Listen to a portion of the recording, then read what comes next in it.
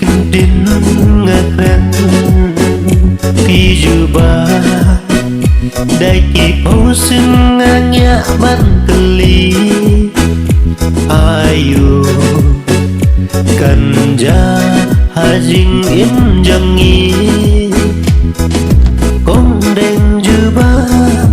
haba ngakeli api ai lat yanga bangan syong hadanut yang pi gamla benset ban kasih tumen bapin pai syanga la jing long yung bim snyo tuna ai lat kundang ngan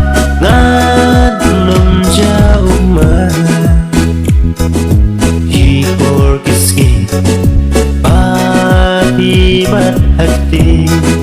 ya ki jing ai bangala depai suntiu pulap satiru lasmai ki jing pelik hanga dikin sa kilo tengki damong ngam klen ngam la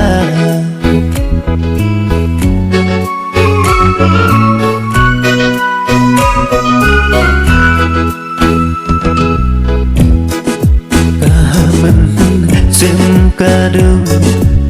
umat ruki jauh ban berkat ya jing long basti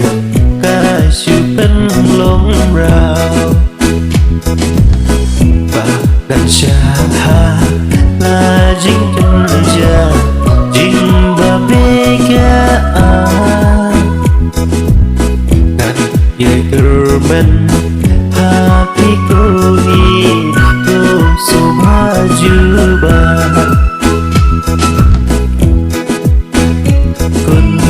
hata mensim hata jing jenja